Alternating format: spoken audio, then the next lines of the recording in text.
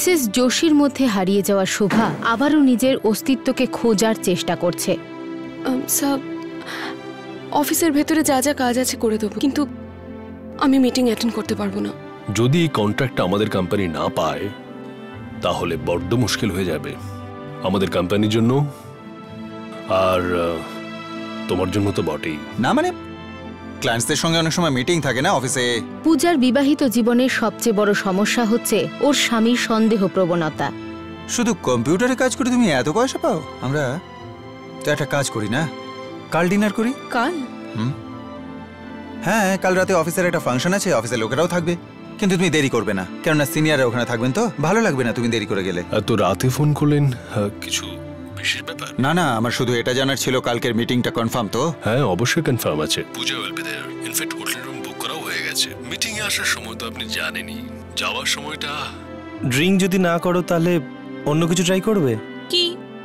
ওই দেখো। অজান্তেই গীতি এমন একটা চক্রের মধ্যে ফেসে গেল যে নন্দার গীতির ওপর থেকে ভরসা ভেঙে গেল। গীতিকা, আমাদের মেয়ে কি হয়েছে? আপনার মেয়ে রেডে ধরা পড়েছে। স্যার, এটা একটা সই করে দিন, এরকম যেন আর কখনো না হয়। গীতিকে দোষ দিয়ে আমরা কোনো সমাধান করতে পারবো না। আমাদের এটা ভেবে এগোতে হবে যে আমাদের মেয়ে খারাপ নয়, ও ড্রাগস নেয়নি। আমার পুরো বিশ্বাস আছে। এটা কাকে কাকে বোঝাবো আমরা?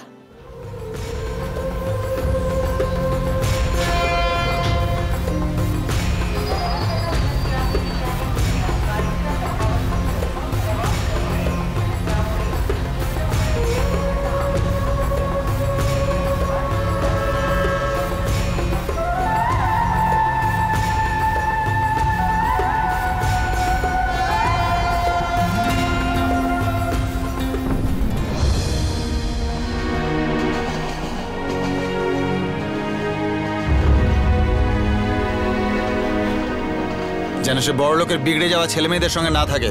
ওদের তো কিছু হবে না, কিন্তু আপনার মেয়ের জীবনটা নষ্ট হয়ে যাবে। ওর মুখটা ঢাকা দিয়ে নিয়ে যাবেন, কোনো সমস্যা যাতে না হয়। চল চল।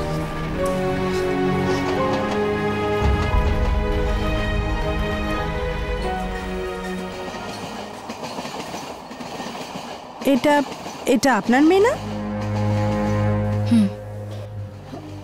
আজকাল বাচ্চাদের খুব সামলে রাখতে হয়, কে জানে কখন কোন ঝামেলায় জড়িয়ে যায়। আপনি আর আপনার স্বামী তো কত ভালো, বাচ্চাদের একটু কন্ট্রোল করতে হয় না? ওই, তোমরা অন্য কথা আলোচনা করতে পারছো না? একেই উনি চিন্তার মধ্যে আছে না, তার উপর চুপ। কাল রাতে আমরা যতটা ভাবছিলাম ততটা বড় ব্যাপার নয় বোধ হয়।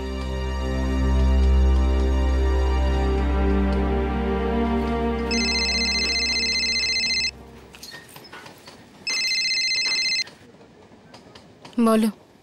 আজকের পেপার দেখেছো? হ্যাঁ, দেখেছি। তোমার যেটা ভয় ছিল সেটাই হয়েছে।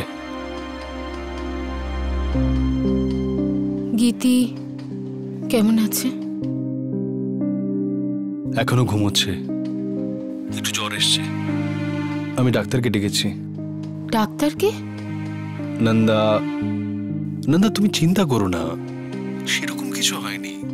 শুধু সাবধান থাকার জন্য ডাক্তারকে ডেকেছি, ঠিক আছে? মনে হচ্ছে ডক্টর চলে এসছেন। নন্দা, ঠিক আছে।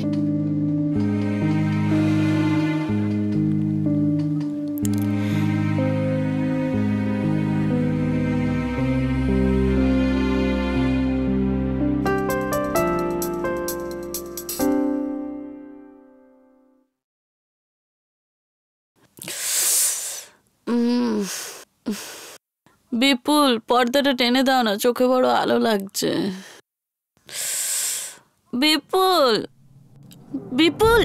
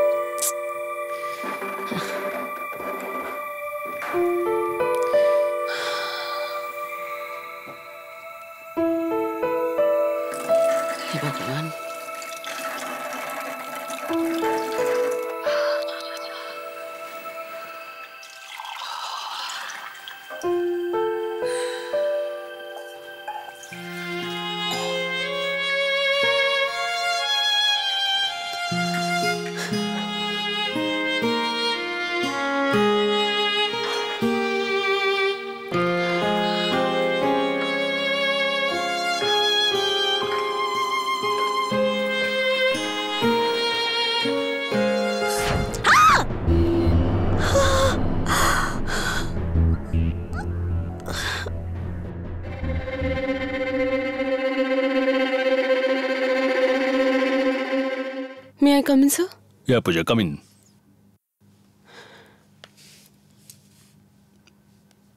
আজ সন্ধ্যাবেলা মিটিং আছে, প্রেজেন্টেশনও তৈরি করতে হবে। দেখো পূজা, আজকে কোনো ভালো ড্রেস পরে নিও। 5 স্টার হোটেলে প্রথম মিটিংয়ে ইমপ্রেশনটা ভালো করতে হয়। স্যার, আজ আমি মিটিংয়ে যেতে পারবো না। হোয়াট? স্যার, আজ আমার একটা ফ্যামিলি ফাংশন আছে, ওখানে আমার যাওয়াটা। পূজা, আমরা এখানে কোটি টাকার ডিলের কথা বলছি, কোনো মজা করছি না। আর আমি তোমাকে আগেই বলে দিয়েছিলাম আমাদের যেতে হবে, আর এই লাস্ট মোমেন্টে আমি ক্লায়েন্টের সঙ্গে মিটিং ক্যান্সেল করতে পারি না। স্যার, আমি পরে। না পূজা, আমি তোমাকে আগেই বলে দিয়েছিলাম এই ক্লায়েন্টকে তোমাকে হ্যান্ডেল করতে হবে, আর সব কাজ যদি আমাকেই করতে হয় তাহলে আমি তোমাকেই কেন চাকরিতে রেখেছি? তাহলে তো এই কোম্পানির কোনো দরকারই নেই তোমাকে। Sir please sir. দেখো পূজা, আমি প্রতি পদে তোমাকে সাহায্য করেছি, সেটা ছুটির ব্যাপার হোক বা টাকার ব্যাপার। আজ যখন কোম্পানির তোমাকে দরকার, তুমি তাকে ধোঁকা দিতে পারো না। তোমার বাড়ির যা অনুষ্ঠান তার সঙ্গে অফিসের কোনো সম্পর্ক নেই, তুমি যাও বা না যাও তাতে আমার কিছু যায় আসে না। কিন্তু এই মিটিংয়ে তোমার থাকাটা খুবই গুরুত্বপূর্ণ, আর তোমায় আসতেই হবে। Yes sir. গুড। দেখো পূজা, এই হলো file, go through it and prepare yourself. Good luck. Thank you sir.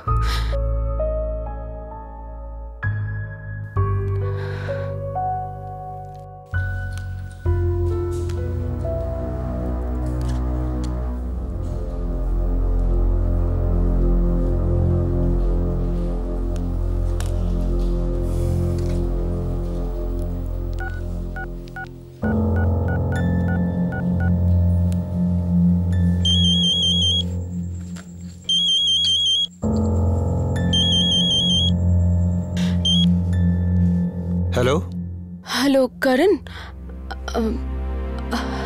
I am sorry, আসলে আজ অফিসে কিছু দরকারি কাজ চলে এসছে, তাই আমায় একটু বেশিক্ষণ থাকতে হবে। তাই ওই ডিনার আজ। আরে না না, এতে সরি বলার তোমার কি আছে? কাজটা তো কাজই, তাই না? কোনো ব্যাপার না। তোমার কোনো মিটিং পড়ে গেছে নাকি? হ্যাঁ হ্যাঁ, সেরকমই। আচ্ছা আচ্ছা আচ্ছা আচ্ছা। আরে আমি তো কখন থেকে আশা করে বসে আছি তুমি আসবে, একটু মিষ্টি করে হাসবে, সুন্দর সুন্দর কথা বলবে, আর যখন আমার সঙ্গে বেরোবে তখন লোকে আমাকে দেখবে আর বলবে লোকটা কি লাকি দেখো। কারণ আমি। না না, কাজ তো কাজই, মন দিয়ে কাজ করো, তাই না? পয়সাটা দিচ্ছে যখন, তখন কাজ তো করাবেই। কি? তবু আমি চেষ্টা করব। না না, তার কোনো দরকার নেই। কাজ করো কাজ করো, কাজে ফাঁকি দেওয়া ঠিক না, বুঝলে? কারণ 8টার মধ্যে হয়ে যাবে? 8টার সময় এত তাড়াতাড়ি হবে না হয়তো, কিন্তু তবু আমি চেষ্টা করব। আচ্ছা। হ্যাঁ, নিজের কাজ করো, বুঝলে? আমার সাথে টাইম বেশি ওয়েস্ট করো না। ওকে, বাই বাই।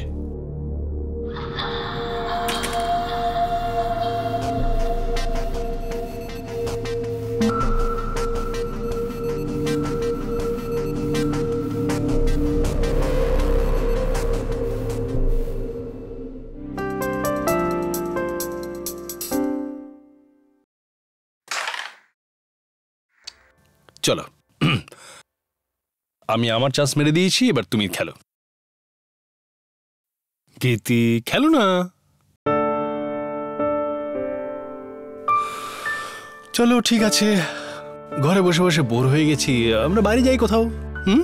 বাইরে যাই।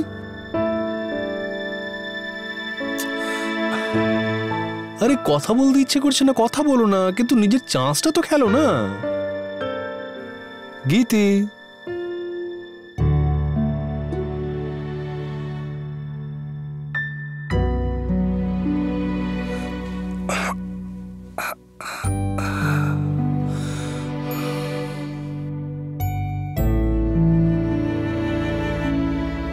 গীতি,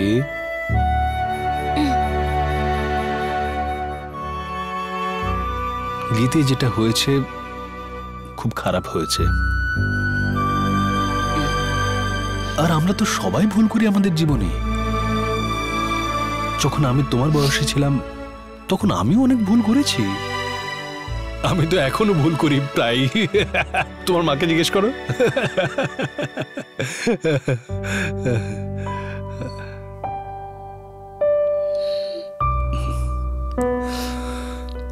আমরা সবাই ভুল করি শোনা।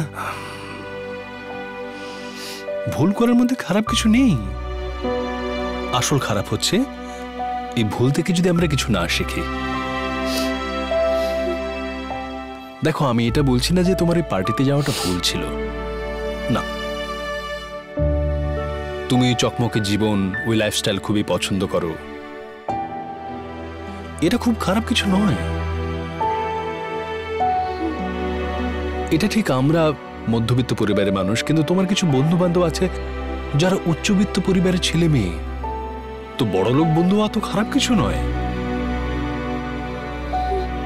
কিন্তু কারোর সঙ্গে শুধু এই কারণে বন্ধুত্ব পাতানো কারণ সে বড় লোক, এটা খুব খারাপ। তুমি যদি বড় লোকের জীবন ভালোবাসো, তবে শুধু বড় লোক বন্ধুর সঙ্গে বন্ধুত্ব পাতিয়ে সেখানে পৌঁছতে পারবে না তুমি। যদি সেই জীবন চাও তাহলে নিজে বড় লোক হও না, নিজের ক্ষমতায়, নিজের যোগ্যতায় হও না। কি আটকাচ্ছে তোমাকে? হ্যাঁ, আমার তো অনেক গর্ব হবে যখন তুমি নিজের যোগ্যতায় সেখানে পৌঁছবে। সত্যি, যেখানে পৌঁছানোর কথা আমি হয়তো স্বপ্নেও কখনো ভাবিনি।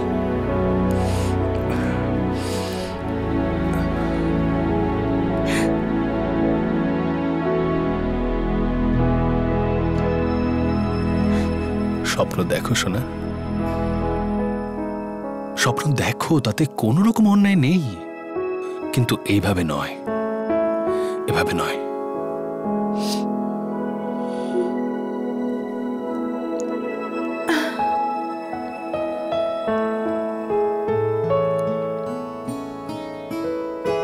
আরে তুমি তাড়াতাড়ি চলে এলে। দেখো, এখন গীতে একদম ঠিক আছে, তাই না? আমরা তো ক্যারাম খেলছিলাম। এসো না, তুমিও খেলো আমাদের সঙ্গে, এসো।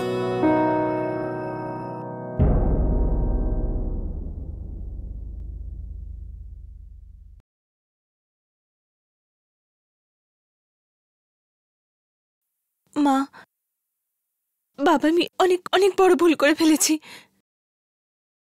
প্লিজ প্লিজ আমায় ক্ষমা করে দাও।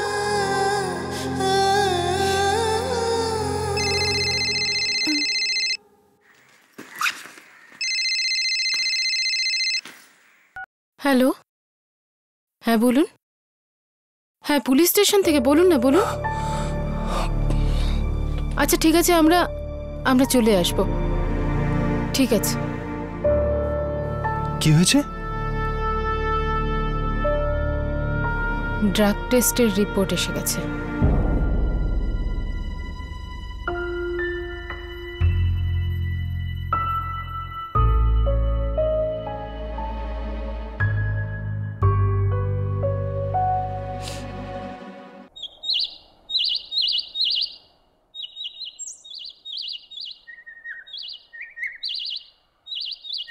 মা,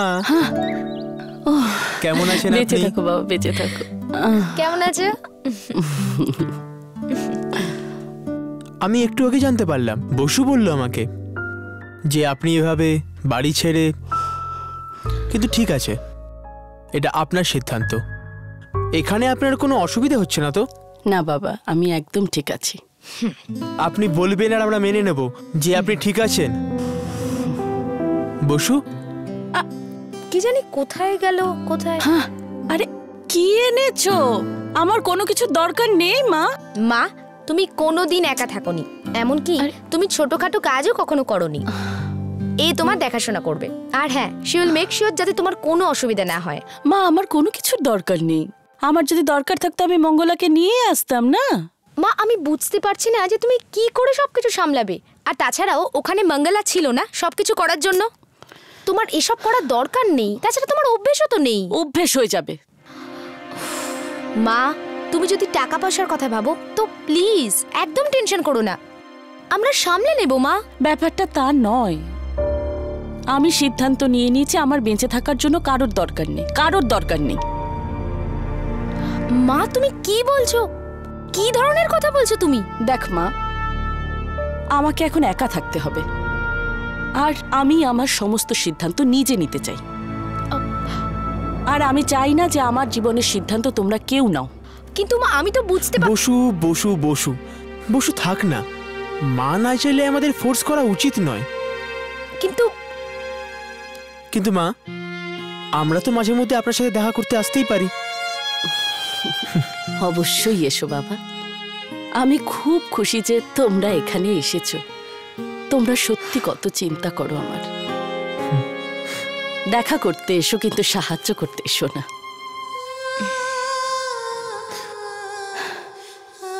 মানুষ যখন কারোর উপর নির্ভরশীল হয়ে পড়ে আর ওই অবলম্বনটাই থাকে না, তখন বাঁচাটাই দুষ্কর হয়ে যায়। এই জন্যই আমি শুধু নিজের ভরসাতেই থাকতে চাই। হ্যাঁ মালহোত্রা স্যার, আমি পৌঁছে যাবো। হ্যাঁ ঠিক আছে। ও গড, কি হয়েছে স্যার? সব থেকে জরুরি ফাইলটা তো অফিসেই ফেলে এসেছি। কিন্তু স্যার, মিটিংয়ে তো সময় হয়ে গেছে। অফিসের সিকিউরিটি ছাড়া কাউকে আমি পাবো না, তাহলে আমি ফাইলটা চেয়ে পাঠাতাম। পূজা, তুমি একটা কাজ করো, ফাইলটা নিয়ে এসো। Okay sir. কোন ফাইলটা? না না পূজা, তোমাকে দিয়ে হবে না, কারণ ওই ফাইল আমি অন্য ফাইলের সাথে আমি ড্রয়ারে রেখে দিয়েছি।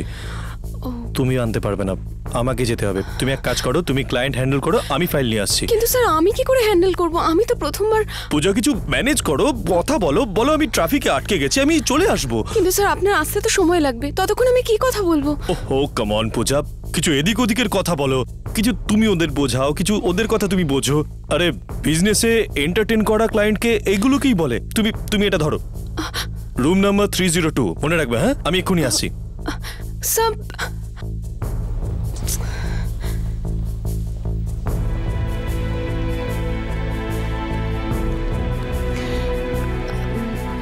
Excuse me, room number 302। Ma'am, এদিক দিয়ে যান, first right, second rho. Thanks.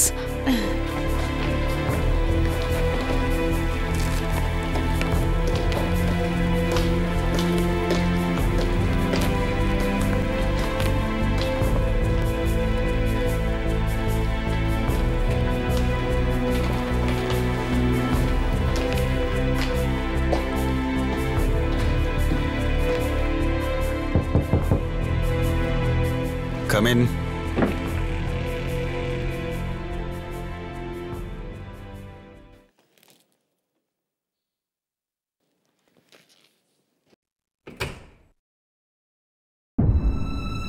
Excuse me sir.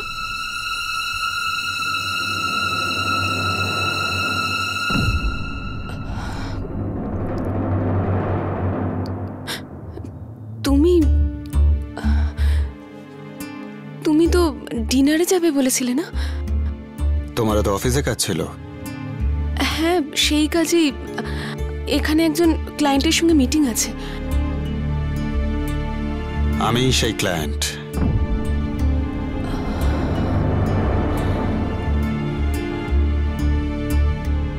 আমাকেই খুশি করার জন্য ত্যাগী তোমাকে এখানে পাঠিয়েছে, কিন্তু মনে হচ্ছে এই ক্লায়েন্টকে তোমার পছন্দ হয়নি। কিন্তু তাতে কি এসে যায়? কারণই হোক বা অর্জুন, তোমার তো এসব অভ্যেস হয়ে গেছে। তবে আর অসুবিধা কিসের? এসব কি বলছো? আমি তো প্রেজেন্টেশনের জন্য এসেছিলাম। প্রেজেন্টেশন? আমাকেও তো দেখাও। হ্যাঁ, কি করছো? দেখো না।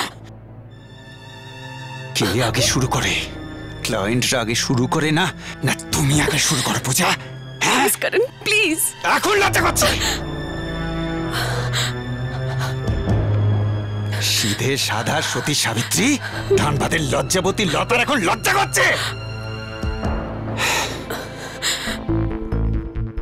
এখন বুঝতে পেরেছি তুমি কি করে পেয়েছো এই চাকরি। এখন বুঝতে পেরেছি কোথায় গিয়েছিল সেই মঙ্গলসূত্র আর কি করে ফিরে এলো। এখন বুঝতে পারছি কোথা থেকে এলো এই 50,000 টাকা তোমার মাকে পাঠানোর জন্য। ওই ওভারটাইম করা। অফিসে আজ আমার কাজ আছে, আমি দেরিতে আসবো।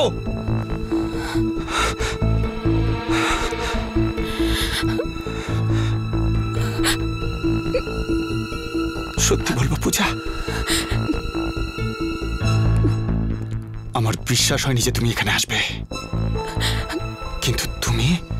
বিশ্বাসের থেকে অনেক দূরে এগিয়ে গেছো পূজা।